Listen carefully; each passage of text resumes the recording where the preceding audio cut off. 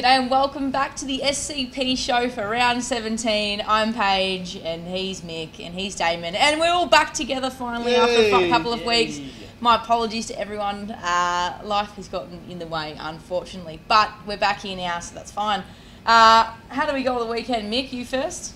I didn't get the chocolate hat for the second week in a row. Joycey got the chocolate hat. I didn't do too well though, only around about the 2,100 mark, just over 2,100. So I actually had a couple of outs, Pavlich and Hibbard, both out, but I had replacements in Views and Kirsten, who handy replacements. Didn't score very well. They only got in the 50s, but 50 is better than 0. So I'll take that, but I should have a full team this week, given the I got one trade left for Gaz. And Damon, yourself, how'd your week go? Yeah, not too bad. I scored 2,209, and you narrowly beat me. I was tracking my side and how I was scoring. The number one scorer this week. Yeah, I was tracking how I was scoring throughout the week, and I thought, yes, I'm gonna get the crown back, but unfortunately not. And I deserve it back. So. Yeah, I'll probably blame Gaz because I think you used the loophole, didn't you? I did use the loophole, and I actually used. I think I used Joel Selwood, but I switched him last minute from Stevie J, which probably could have been the difference, but.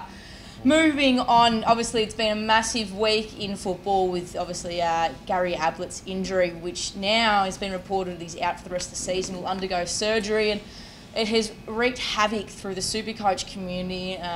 Already over 50,000 trades have gone out. Everyone's clicking between them each day as well. So really this episode we have to dedicate to the little master, and you reckon he can still run the Brown line? I don't think he can, but on a more SuperCoach relevant note, we need to have a look at some replacements because this is going to stretch far and wide this week, I think, and everyone's got an opinion, which is fantastic. That's what we like. But to kick us off, Damon, what have you? Who's your first replacement? Yeah, so we're going to be running through a few of the top line players, the premium players that you can get into your side, and really depends if you've already got these players in your side. And from the top, Scott Pendlebury. Now, I think a lot of people will already have him, but if you don't, I'd look at getting him in definitely. He's priced at 640,420 and his past three, he's averaging 128.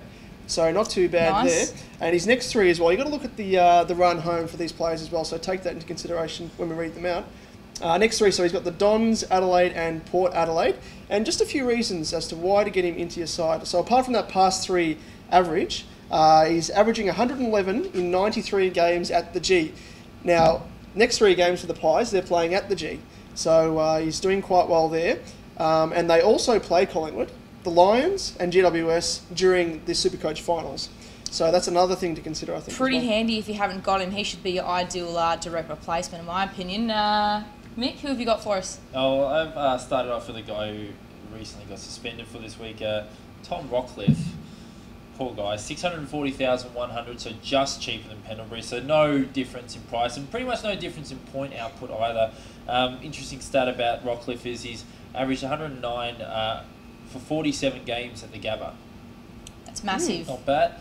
He is potentially the highest ceiling, arguably. Now, obviously, Fyfe has come out and registered a few massive scores lately, but still potentially getting the 180s, especially when it comes down to finals. The only downside is obviously he's out this week. He is. Yep.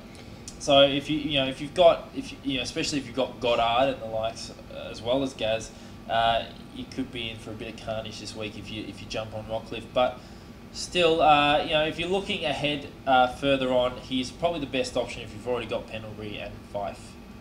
Well, another one I'm having a look, or you're actually looking at. Who have you got next? Well, the bloke we just spoke of, Nat Fyfe, and I got him into my side last week, I think it was, because the previous week I wanted him in at the expense of Swan and didn't pull the trigger, and that hurt me because I ended up losing about 60, 70 odd points in that 1 week and then had to pay 50 grand extra the next week in order to fund that same trade. So that hurt me, but scored well last week again, Nat Fyfe. Now he's priced at 639,600 and his past three, he's got the highest rolling past three average of 142. So he's scoring out of his proverbial I've had him there. for all three of those games. Oh, nice. That's right, rub it in. And his next three, now I think he's got probably the easiest draw as well for his next three. He's got GWS, St Kilda and Carlton. Oh, that's a pretty handy draw, especially if you're tossing up between players. Yeah. That's something to really look at. That'll set you up for finals. And just extending beyond that past three average as well, he's scored over his past 4. 123, just to give you an idea, 123 against Richmond, 143 against Brisbane, 158 against West Coast, and 125 against the D's. So doing awesome there. So yeah, he's got the great run home as well. I think Freo's got the second, you said Paige, the second easiest. Second easiest run home. Run home, so that's another factor there. And the only thing to consider though is that Ross Lyon, you mentioned this, Paige, Ross Lyon has a tendency to rest a lot of his players coming into finals. But my other sort of thing to counter that, I think, is that Fyfe has had some time off across the season thus far through suspension and injury, so maybe he might be sticking in the team for the And longer. if he doesn't, when he gets rested in round 22 against Brisbane, everyone's going to pull this video up and sort of say, thanks, Damon. Well, if that happens, just make sure that you've got some cover on your bench. Yeah, that'd be handy. Look, but I mean, we've talked about a couple of premiums. You're going to jump onto another, but while we're here, another cheaper option is Stevie J. Now he's only 505,000. We know he's got massive obviously onwards and upwards. Sorry. He scores a lot, and given that they've got Melbourne, GWS and Essendon in the next 3 games, the Cats, I think he's going to beat up on at least 2 of them and have a pretty respectable score on the other. So, look, even then, during finals, they don't actually leave Victoria whatsoever during the SuperCoach finals too long. So that's something else to really consider. You can bank about 150k if you trade down to Stevie J, which means you can upgrade elsewhere. So if you do have the luxury of a couple of trades up your sleeve, you can activate this sort of idea, and it might mean the difference, between upgrading an underperforming premium like, say, a Dane Swan and making him a JPK or someone like that, and getting it 2 really good premiums for basically the price of one, essentially. So he's someone to consider, but who else have you got for us? Talking about JPK, that's what I've got next. Josh P. Kennedy, 593,500. Probably out of the top 4, you consider, I guess, Gaz, Pendlebury, Rockliff and JPK the top 4 so far this season, with Libra probably a close 5th. He's definitely, he's 40 grand cheaper than all of them, so at least 45 grand actually. He's got Carlton, Hawthorn and Essendon, next 3. He's only had 2 games under 100, including his very first game of the season and the previous round, where he unfortunately got 76, but that was in wet weather, so we'll see how he goes this weekend if there's wet weather as well. But if you've already got Fyfe, if you've already got Pendlebury, the next best option is Josh P. Kennedy, simply because he's in, you got to say, he's in the best team in the competition, and you were saying as well, Freo's has the second easiest run home. Guess who has the first easiest run home? The Swannies. And it's the Swans. So another interesting little stat here. He scored 120 plus in 7 games this season. So huge ceiling. Yeah. So yeah, again, probably just behind Rockliff and Fyfe in terms of ceiling. If you've already got Fyfe and Pendles, go JPK. Well, another one to consider as well, and which is quite funny considering how much stick we've been giving him this year, but Trent Cotchin actually comes into calculations here, especially if you're lucky to have Fyfe, Pendlebury, JPK, those sorts of players. You've already got them. Even if you've got Rocky that you're sitting on your bench this week, he's actually someone to consider, Trent Cotchin.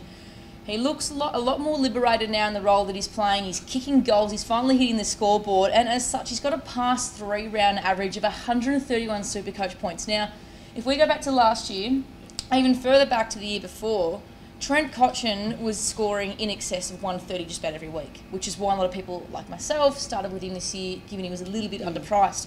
Now, look, at the moment, he's had scores of 168 and 133 in the past fortnight alone. And as we said with Stevie J, you're looking at downgrading to a player to upgrade elsewhere as well. This only comes into effect, of course, if you have the luxury of a couple of trades up your sleeve. But the way that he's playing at the moment, he's actually a really good point of difference considering so many jumped off him. So if you're having a look at that, I mean, look, they do have a mixed bag in the run home. The Tigers have got Port Adelaide, West Coast and GWS for the last 3 games of head-to-heads. Then during finals, they've got Essendon, Adelaide, St Kilda and Sydney. So make of that what you will. He might not appeal to everyone, but of course, if you're lucky enough to have all those big guns already, it might be a valuable option. But A couple more to probably have a look at, and we'll mention them briefly. Rory Sloane's gone heavily under the radar, and I don't think that's justified whatsoever. He's only owned by 4.5% of the competition. That's not even 11,000 teams that have him. Now, massive point of difference. He's been scoring really well in the last couple of weeks. He's got an average of 115 at the moment as we speak. Given Patrick Dangerfield's a little bit down on form at the moment, it's Sloane that's actually standing up and scoring the big points. He's kicking goals, he's doing a lot of good things. Also, GWS's Callum Ward. He's one to really have a look at. Again, another focal point as a POD. I really like him, but I'm probably more inclined to stick a bit safer and go with one of the big guns that I think I can probably rely on a little bit more. But, I mean, at the moment, as it stands, Ablett's out. Have you looked at anyone this week? As a replacement, I initially, before I heard that Rockliff was out for a week, wanted to get him into my side. Yeah, I think same. he's probably the next best because we've already got Fyfe, Pendles, and that's about it really. And Selwood as well is there. Yeah, Selwood as well, but he yeah. looks due for a rest. But seeing as though Rockliff's out for the week, I'm going to be choosing JPK. Nice. Mick? Oh, well, I was considering just leaving Honeychurch as my replacement for Gary Ablett. Captain option. Training Mumford back out and getting Jamar back in, just based on his recent form. But if I have to trade out Gary Ablett, I think I probably will go JPK. Although Callum Ward is quite enticing, and even one smokey that you didn't mention, Adam Treloar. Yeah, another one. Very good. He again fell under the radar. We made a big deal about him at the start of the season. Few people jumped on him, few people didn't. And he's made a big statement this year, and I reckon it's going to be a big statement for the years to come as well. Well, this week I've got 6 trades remaining, so I'm actually upgrading both Swan. Did you hack the system? And I did not. No, unlike yourself. I have Swan, who's been really underperforming for me. I'm upgrading him to JPK, and I'm also going to trade down Ablett to probably Fyfe, so I can get the 2 big boys in. But I would have much preferred Rocky. Rocky was my number one go-to man. And we've seen as well in recent seasons how he finishes the year off. He bolts home. He does that in the Brownlow as well. But as for that, look, we've pretty much wrapped up every option at the moment. If you've got another option that you think needs to be mentioned, let us know on Twitter and Facebook, and get in contact with us on the website for a much, much further and in-depth rundown on what we've spoken to tonight. You can actually go to the website scpage.com.au and read the article, obviously, What in the World to Do with Gary Ablett. That's already had over 10,000 views, so it's going absolutely crazy. The most comprehensive rundown you'll see of its kind. But until then, thanks very much for tuning in. We'll be back next week, and hopefully we can take a bit more out of the season without Gaz in it. So best of luck. Thanks to Bar 94, our sponsors. Of course, can't ever forget them. Make sure you get down to Bar 94 in Richmond and tell Kerry that you're from SCP, and he'll give you a free pot. Just tell him to call Paige if he thinks not. So that's all right. We'll work that out. Take it easy. We'll see you next week. See ya.